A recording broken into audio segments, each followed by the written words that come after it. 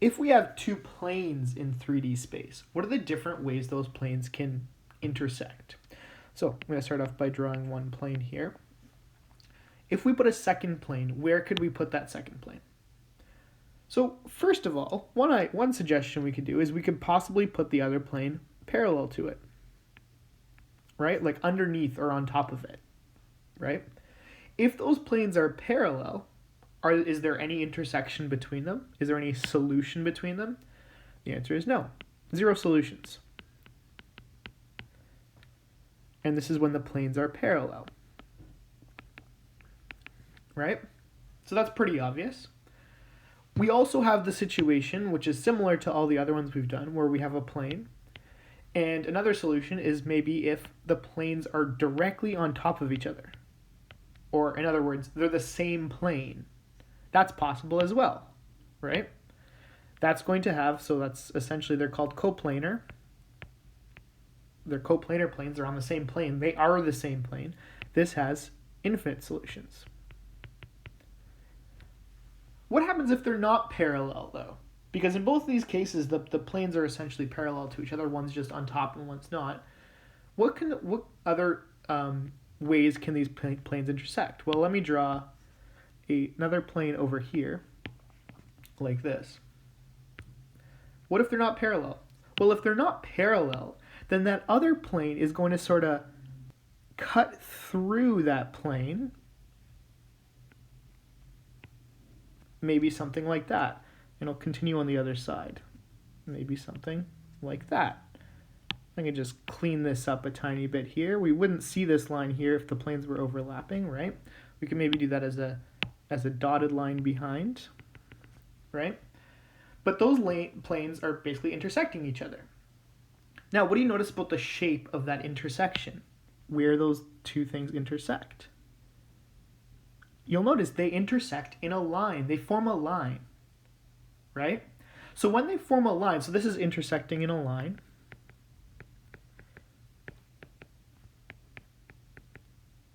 When they intersect in a line, what are the solutions? Well, you'll notice also there's going to be infinite solutions because every point on that line is a solution. So this also has an infinite number of solutions. So we could just say, once we figure out that this is the case, that there's going to be infinite solutions. But a more interesting question that we like to ask sometimes is, can we find the equation of that line of intersection? And that's what we're going to do here. Now, before we do that, I just want to draw your attention to the fact that these are the only three options possible. If two planes, are not parallel, they're going to intersect in a line.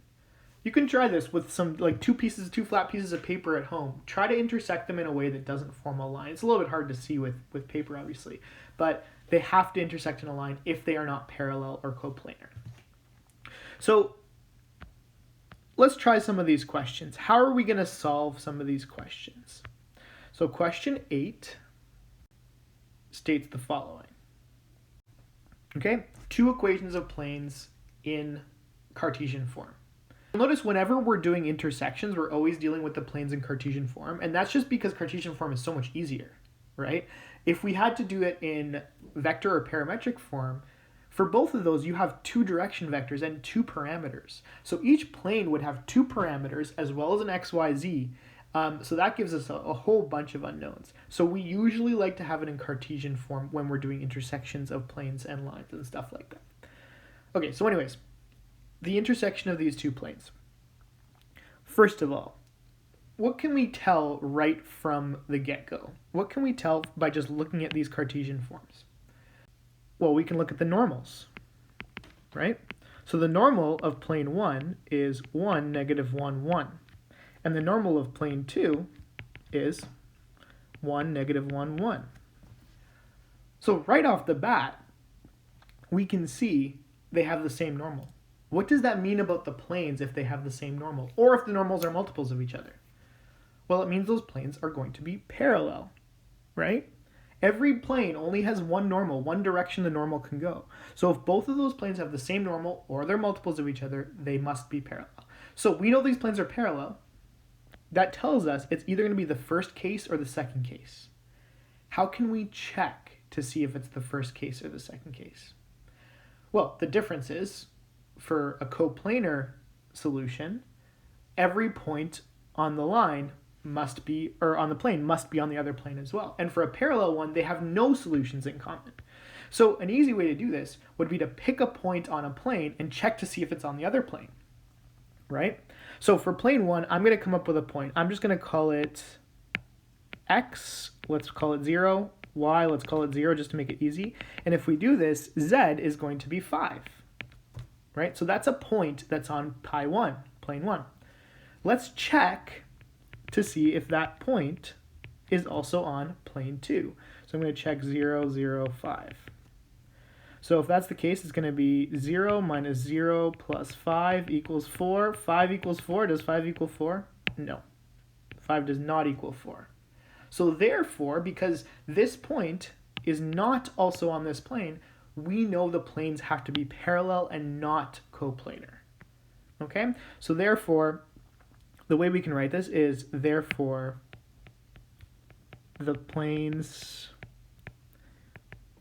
are parallel, which means it has no solutions.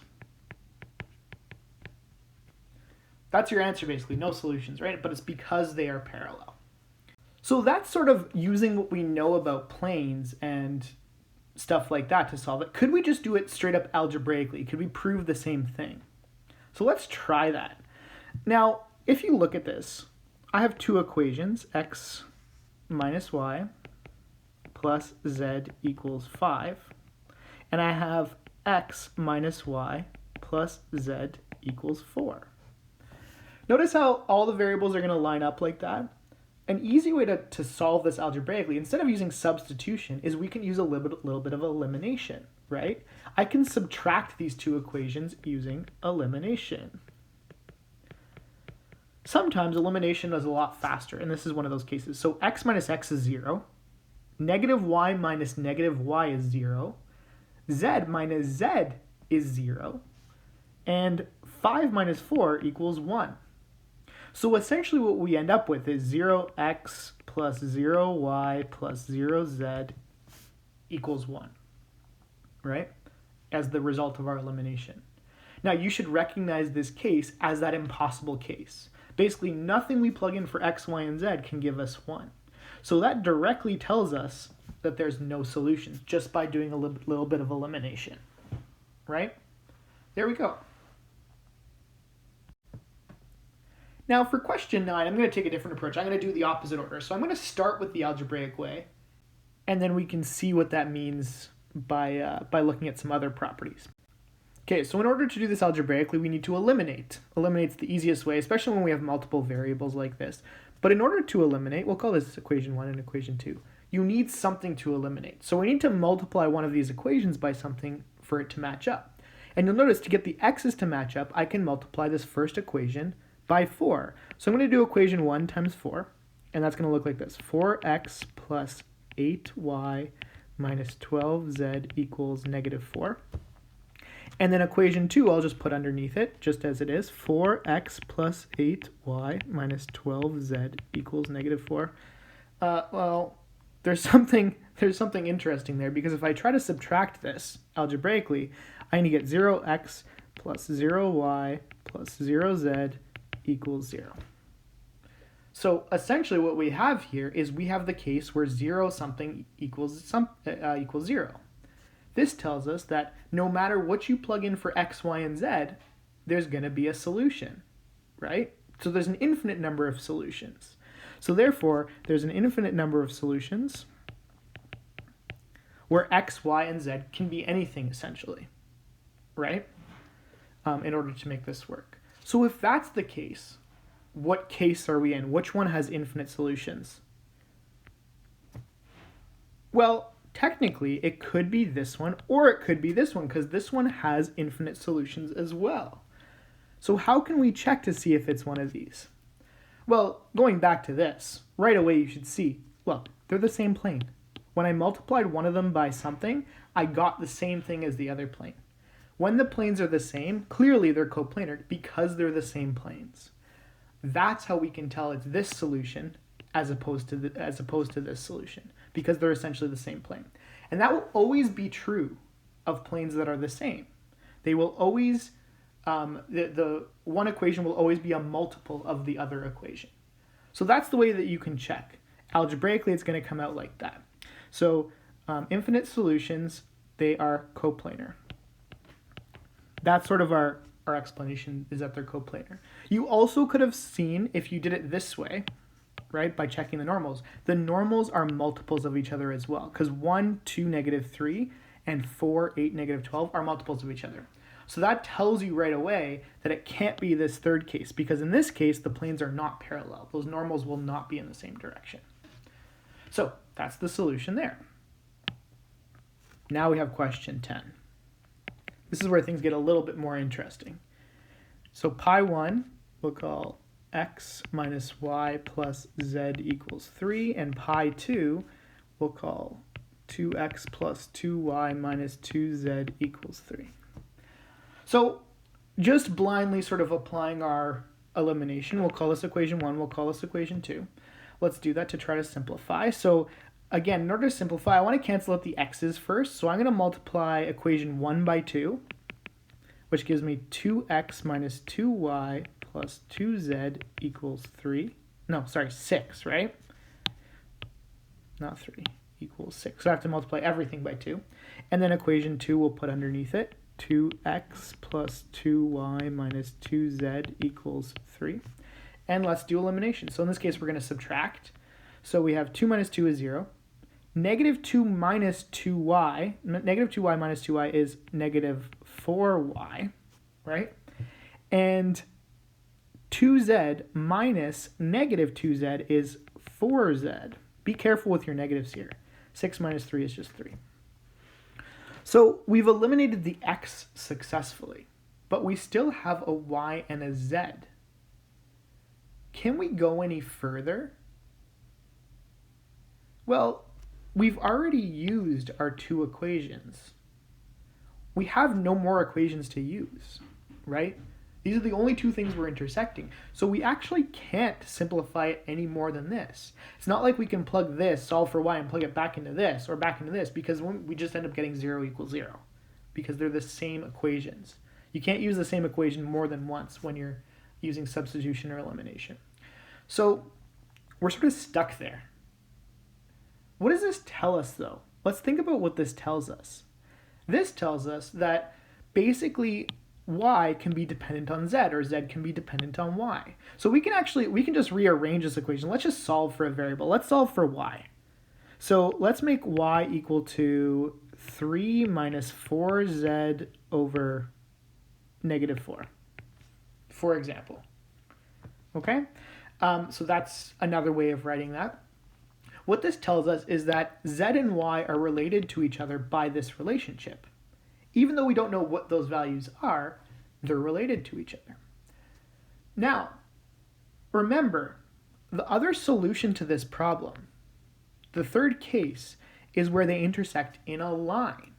So it makes sense that in that line, y and z are going to be related to each other, right? Because, you know, a value of y is going to give you a value of z for a line.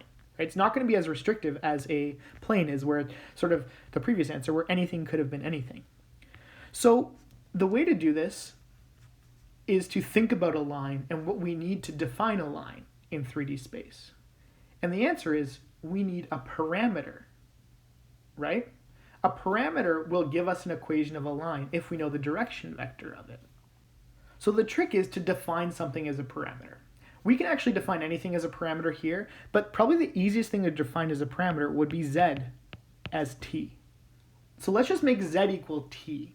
Like, we know we need to put a parameter somewhere, so let's just make it easy on ourselves. So t is our new parameter, and we're going to make t an element of real numbers. And if we do that, so now z becomes t, what does y become if we use that? So y will become 3 minus 4t over negative 4. And we also need an x. You can see what we're doing. Hopefully you can see what we're doing. We're creating a parametric equation for this line. We have a z. We have a y now in terms of a t. Can we come up with an x? Actually, I'm also going to simplify this y. I'm going to divide everything by -4. So let's call that -3/4 plus t, right? Because -4 divided by -4 is just going to be 1. So that's our y parameter. How do we come up with our x? Well, in order to come up with our x, we have this relationship here. We can just plug in our y and plug in our z and then solve for x. So our x, I'll do it up here. So our x, so we're going to use pi 1 here. X minus y, so y is -3/4 plus t. And our z is t, so just plus t equals 3. And we can just solve for x, right?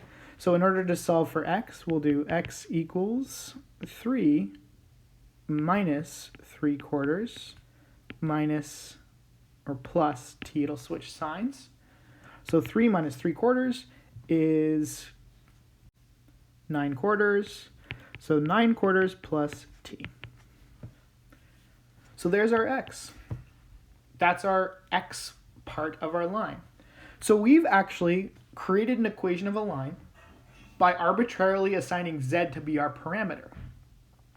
So our equation of our line is L1, we'll call it L1, and I'll put it like this. X equals 9/4 plus t, y equals -3/4 plus t, and z just equals t.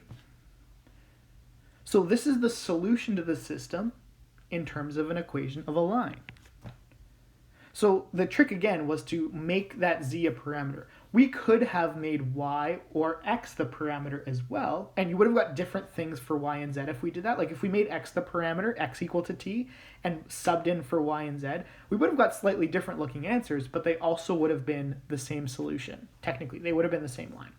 So you can try it. You can plug this into GeoGebra or whatever. You can plug in these two lines, and you can plug in this, or these two planes, and you can plug in this line, and you'll see that the intersection of those two planes is this line.